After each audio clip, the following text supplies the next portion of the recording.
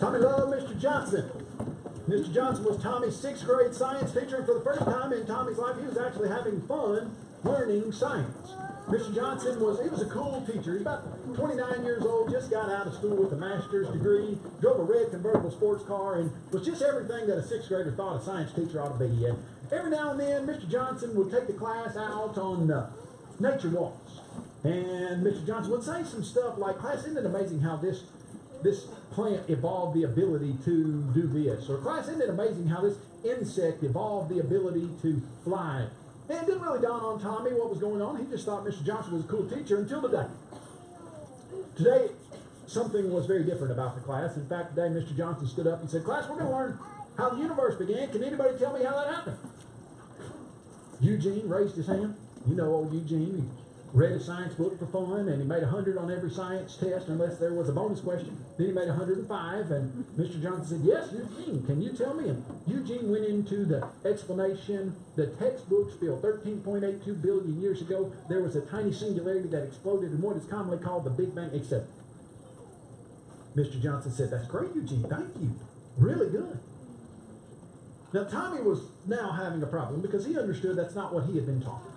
He understood that his dad had taught him and his mom had taught him for years and years that God created the universe, and that's what the bulk of people in that class, the bulk of the 6th graders in that class, out of the 30 kids, 26 of them have been taught God created the world.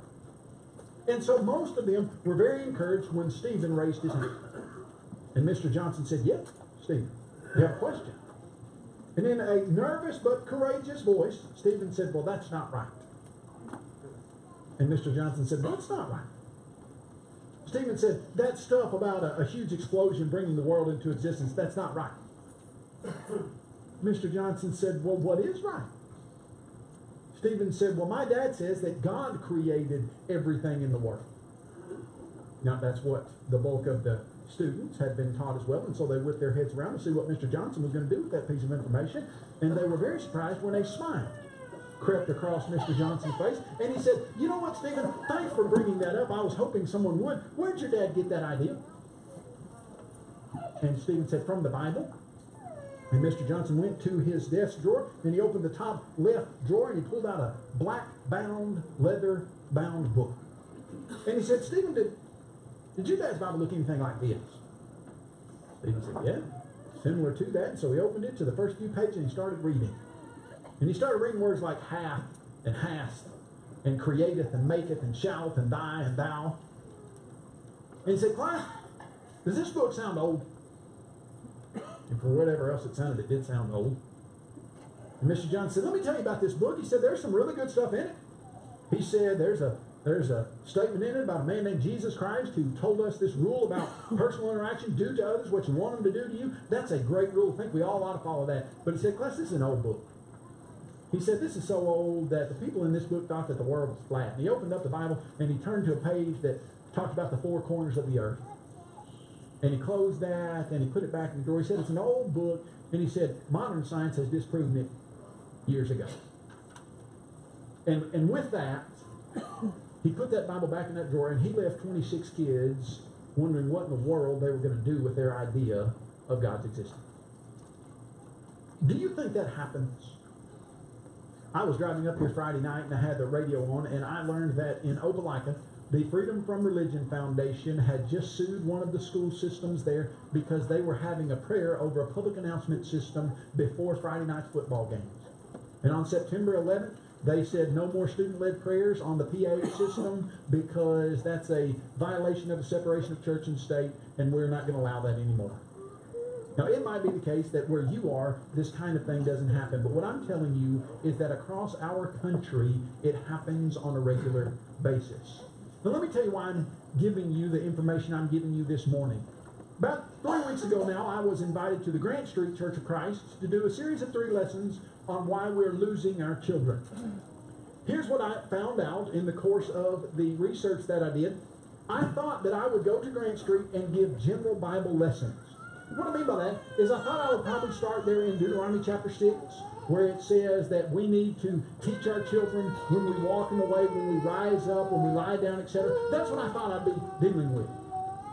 But when I started doing the research, I realized that, okay, yes, that was one of the big things. And here's what I found out when I started doing the research, that people all across the country in denominations, anybody that would call themselves Christians, Catholic, Presbyterian, Methodist, etc., they're losing about 60% of all of their young people. That means every 10 of their young people in the next 10 to 15 years, 6 of those 10 will no longer be going anywhere to church at all. Now, in Flavel Gately's book, Why They Left, studying how many we're losing in the Lord's church, we're doing a little bit better, faring a little bit better. We're not losing 60% of our young people. We're losing about 40%. And what I thought I'd be discussing was bringing our children up in the nurture and admonition of the Lord, making sure our example matched what we're teaching them. Now, when you start thinking of statistics, 40%, 4 out of 10, okay, you think, okay, well, we're doing better than most religious groups, etc. But now I want you to try this. I want you in your mind to think of 10 young people in your congregation that you know their names. And they're sitting up here on the front pew. 1, 2, 3, 4, 5, 6, 7, 8, 9, 10. And then I want you to think which of those 10, 4 of them, are not going to be here in 15 years. Which one do you want it to be? Because if this congregation is like the standard congregation across our brotherhood, we're going to lose 4 of them. But here was what else I found. Not only are we going to lose 4 out of the 10, and don't think about them like a statistic. You think about them like they're a person in your congregation. But I also found that one of the main reasons we are losing our children is because they are not just going to another denomination, not just going to a different religious group. They are no longer believing the core pillars of Christianity, that there is a God, that the Bible is God's Word, and that Jesus Christ is God's Son. They're losing all belief. And I'm going to show you some of the statistics for that.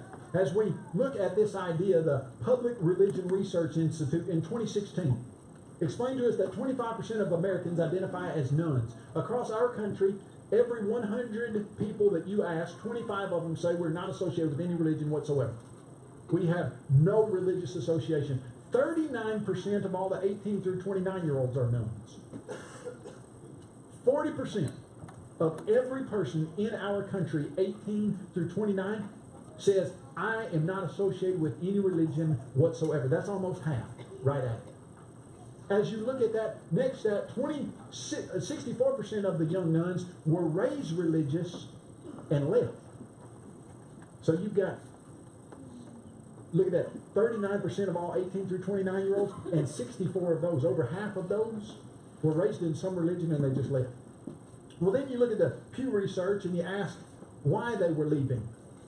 Mike Lipka says, as a part of a new survey, we asked these people to explain in their own words why they no longer identify with the religious group. Now notice this. About half of current religious nuns who were raised in religion, 49%, indicate that a lack of belief led them to move away from religion. This includes many respondents who said science was the reason. So if we're losing 4 out of 10, about half of those said, we just don't believe in it anymore, and numerous ones of those said, because of science. We're losing possibly up to 2 out of every 4 of our kids that we're losing. 2 of them are leaving because they think that somehow there's not a God and modern science has disproven the Bible. Now that was disturbing to me. Now I've been in Apologetics Press for years and felt like what I do is important. But then when I started realizing out of the 40% we're losing, potentially half of those we're losing because we haven't done a good job in nailing down the basics of Christianity, that there is a God, that the Bible is God's Word, that Jesus Christ is God's Son. And let me tell you what your young people are dealing with in the United States of America right now. If you were to survey the population, what we find out is about 7.5% currently of the people in the United States of America are atheists or agnostics. That gives you a number of about 22 million. 22 million people say there is no God, or if there is, there's not enough evidence and we'll never be able to know it, so I'm going to live like there's not. 22 million. Now let's put that in a little more perspective. You ever driven through Birmingham, Alabama on a Friday about 5 o'clock? You drive through Birmingham, Alabama on a Friday about 5 o'clock, and you're going to quickly realize that we got the chorus going right now. I think we could get the key right, and I think we could probably have something going on here. Can we get Ruby Cake to crank up? Come on with it.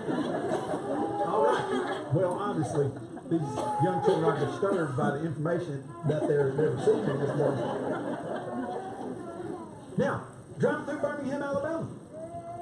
You know how many people are in and around the suburbs of Birmingham, Alabama? In the greater actual city limits, there are about 250,000, if I understand it right. But if you put everybody from Bessemer and all the surrounding areas, etc., you've got about 1 million people in the area of Birmingham, Alabama. And every one of those owns 2 cars, and they're driving it Friday night at about 5 o'clock. If you've driven through there, you know what I mean.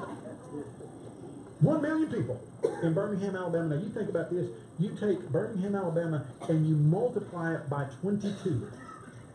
And you fill 22 cities the size of Birmingham, Alabama with people who say, I don't believe in God. And that's what we're dealing with in the United States of America. Now, as you start looking at this, here are some of the quotes from the young people who left the church, because I grew up and realized it was a story like the Easter Bunny or like Santa. I realize that religion is in complete contradiction with the rational and scientific world, and to continue to subscribe to a religion would be hypocritical. It no longer fits what I understand of the universe. I wish I could tell you these were isolated young people, that this doesn't happen very often, but they're just not. I grew up with a young man in Columbia, Tennessee, my age. I was in his group. One of my very best friends. We used to go to the Bahamas with Mike Green from Riverside, probably 5 years running, doing mission work on the other side of the Bahamas. Got out of college. One of our mutual friends said, we'll call him John. He said, John doesn't believe in God anymore. I said, no, that's not true. I don't believe that for a second. Said he did mission work with me in the Bahamas for years. Got on the computer, sent him a quick email that night. I said, hey, John, I heard you don't believe in God anymore. That's ridiculous. I don't believe that for a second. Is that true? He wrote back, he said, yeah, I just don't think there's enough evidence for God's existence to be proven. I don't believe in God anymore. This was a young man that I grew up with that went to a private Christian school, and that when he got out of college, no longer believes. It's not that he's some other religion. He no longer believes in God anymore. I sat across from a young man not long ago. His parents had said, will you please talk to him? He doesn't believe in God anymore. Can you help us in any way? And I sat across from that young man, and I talked to him for probably 2 hours straight. And he just explained to me that he didn't think there was a God because there wasn't enough evidence for God's existence, and all the evidence that people presented just didn't prove it. Now it does, truth of the matter. But somewhere along the way, somebody got to him before we did with the solid scriptural and factual evidence to nail down the belief in God, and he bought that instead of the truth. I can't tell you how many times, how many emails I have gotten from people that have said, hey, I'm losing my 21-year-old. Hey, I'm losing my 19-year-old because she no longer believes in the Bible or in God anymore. Continue with me. Learning about evolution when I went away to college. Lack of any sort of scientific or specific evidence of Creator. I just realized somewhere along the line that I didn't believe it. Let me show you why this is happening. Barry is an 80-year-old atheist. Here's what he writes. When I was a young person in the 40s, being atheist was work. There was almost no books on the topic, no magazine articles, no columns in the newspaper. Everyone was assumed to be some sort of theist. Today, the books of Richard Dawkins, Daniel Dennett, Sam Harris, Christopher Hitchens are readily available to any young person questioning the religion he or she was born into. The internet offers a plethora of information about both theism and atheism, so it's much easier to figure out if atheism is a good fit. Add to that the fact that young people are openly questioning their religion of birth, and that religions do not have good answers to skeptics, and it is a wonder more young people haven't come over. He says, look, when we were growing up, you couldn't find information on atheism. Everybody was some sort of theist because that's what was taught. There wasn't any information out there that would lead them away from a belief in God. He said, but now, according to him being an 80-year-old atheist, now it's so much easier to be an atheist, and it certainly is, isn't it? And that's why there are 22 million of them right now, and that's why about half of all the young people that we're losing, up to half of those, we're losing them to unbelief and atheism. This is a sticker that was put in the Cobb County, Georgia biology textbooks. It says, this book contains information on evolution. Evolution is a theory, not a fact, and it should be looked at with an open mind, studied carefully, and critically considered. That sticker was considered to be unconstitutional because they said it violated the separation of church and state. It's too religious. You see anything religious about that statement? You think about God? You think about the Bible? You think about Jesus Christ? No, but I'll tell you what. If you really were to get to look at the idea of God and creation and Christianity, and you were to compare it to the ideas of evolution and atheism and godlessness, if you look at them both with an open mind, you study them both carefully, you critically consider both of them, you know what you end up being? You end up being a Christian. And they know that. You see, the instructions that God gives us, are we supposed to study Christianity, creation carefully? Yeah, in fact, doesn't the Bible say, when Paul was writing to the young Timothy, study or be diligent to show yourself approved? Certainly, you're supposed to study it carefully. You're supposed to look at it with an open mind. Test all things, Paul said to the Thessalonians, and do what? Hold fast to that which is good. This is exactly how we would tell any young person to approach Christianity. We're not afraid of questions. We're not afraid of the challenges to Christianity, because Christianity is the only philosophy that has no holes, no problems, no errors. But the evolutionary atheistic system is deathly afraid of looking at it with an open mind, studying it carefully, and critically considering it. Daniel Dennett says, if you send your kids to our school systems and you teach them something other than evolution, then we're going to feel free to describe those teachings as the spreading of falsehoods, and we're going to attempt to demonstrate this to your kids at our earliest opportunity. And what we're finding is that many of those kids are getting that information, but they are not being given the evidences for the fact that God exists, for the fact that the Bible is God's Word, and for the fact that Jesus Christ is God's Son. Now, I'm going to show you why I think that's the case. We're going to come back to that in just a second. I want you to read this statement from a mother who wrote to us, and she said, this is so scary. I'm battling this with my 15, almost 16-year-old right now. I should have started earlier, but the things that affected me don't affect him, and vice versa. Dinosaurs were the beginning of our problems. I'm so afraid of losing him to the world. Now, stop right there. And if I were to ask you, not maybe show of hands, but just were to ask you, hey, how many of you in here, age 45, 50 and over, have ever had a real problem with the idea that there is a God? You know, the fact of the matter is, most all of us would not have ever had a problem. We grew up in a time and in a situation where that was such a fundamental belief that we didn't ever even question it. How many of you in here have had a real concern, age 55 and over, about the inspiration of the Bible? Well, that really wasn't a concern to most of us, ages 45, 55 and up. And so because it hasn't been a concern to us, we often have neglected to realize that it is a concern to our young people, and we have not taught them the evidences that would show them the truth of that. Because what affected us doesn't affect them, and what affects them didn't affect us. So the question is not, have you struggled with the existence of God and the inspiration of the Bible? The question is, how have you helped your young person who will come in contact and struggle with these? Now let me go back to this statement by Dan Barker. He said something significant is happening in the United States. The number of campus secular clubs is growing rapidly. I remember 15 to 20 years ago counting about half a dozen of them. But today there are hundreds. The Freedom from Religion Foundation has been working with the SSA in a joint outreach project to college campuses, and the SSA is very busy just trying to keep up with all the affiliates. He said, look, 25 years ago, you could have counted 6 atheistic organizations on campuses across our country. And now that hundred is now no longer right. Now there are literally thousands of them.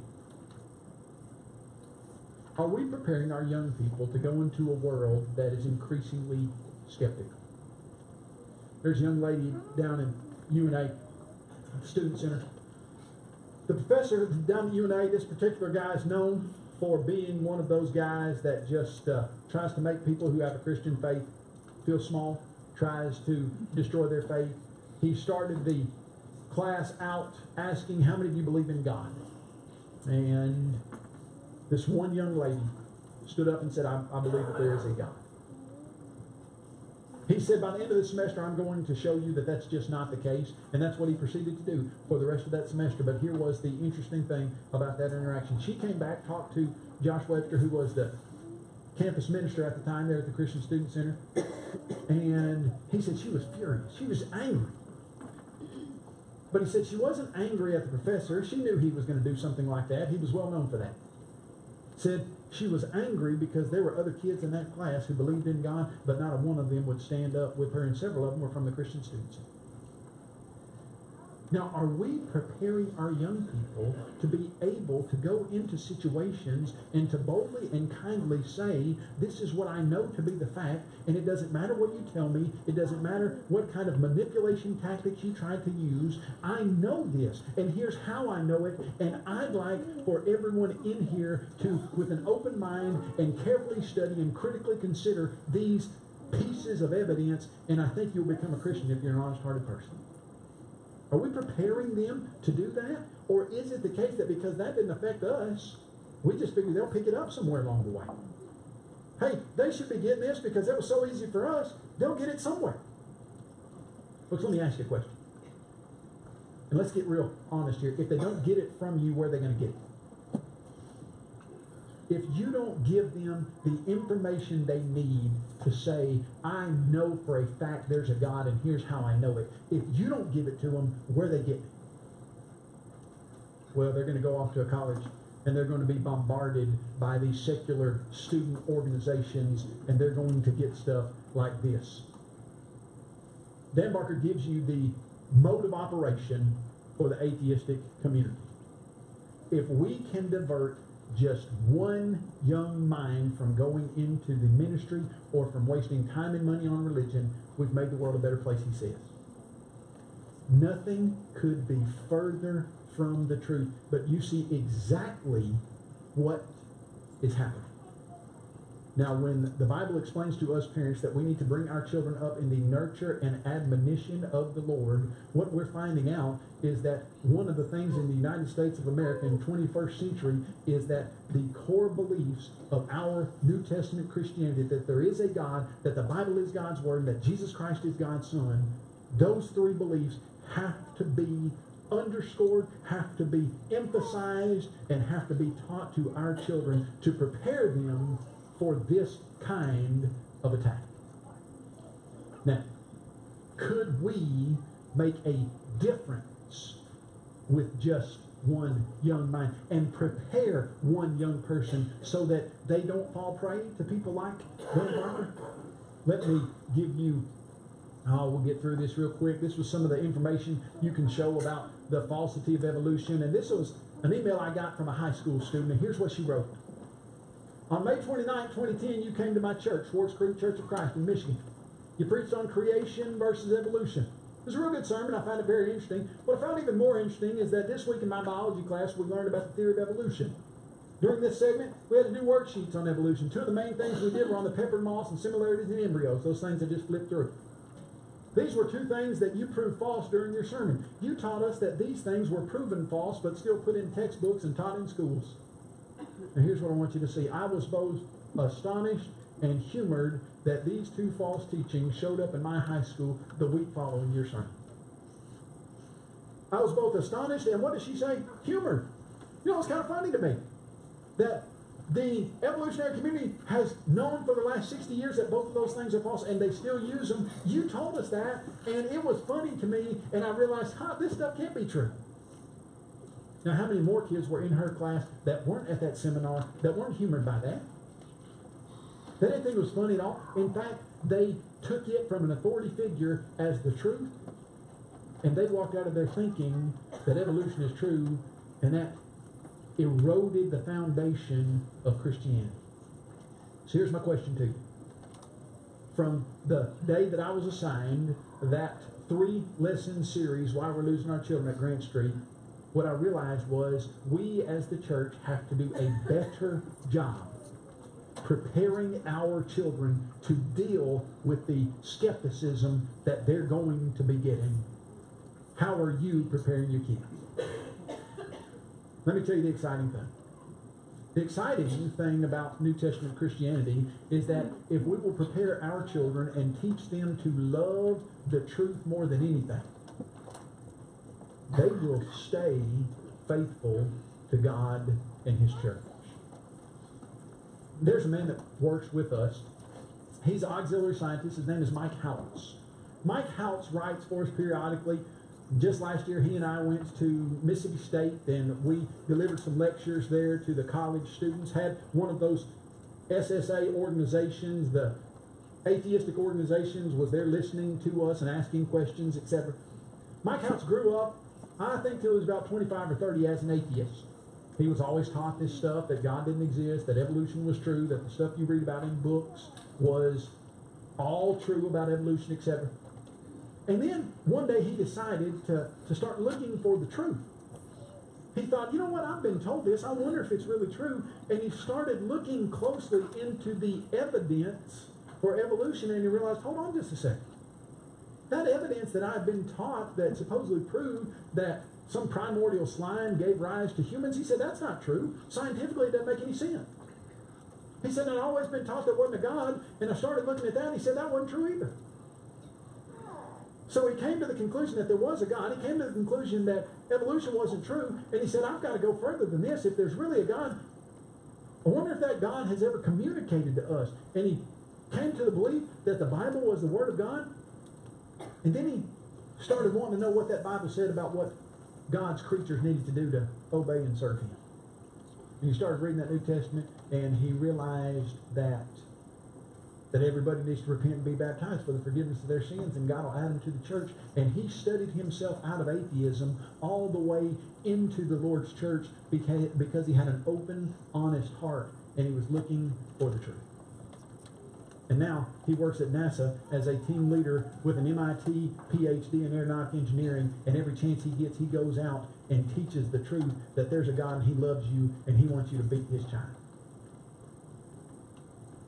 Are we solidifying the faith of our young people and teaching them to buy the truth and sell it not? You know, if we'll teach a kid that the truth is the most important, and you follow that evidence where it leads, and you find that truth, Jesus Christ Himself said they will know the truth, and the truth will set them free. New Testament Christianity is the only philosophical system that has no error in it. Are you a New Testament Christian? If you're not a New Testament Christian, today's the day to get that right. If you are a New Testament Christian but you've wandered from the truth, you started believing something else, or maybe you still believe the truth, you just don't do anything about it. Do you need to make your life right? Do you need to respond to Jesus and His invitation? If you need to respond to the Lord's invitation this morning, I hope you will, as we stand and as we sing.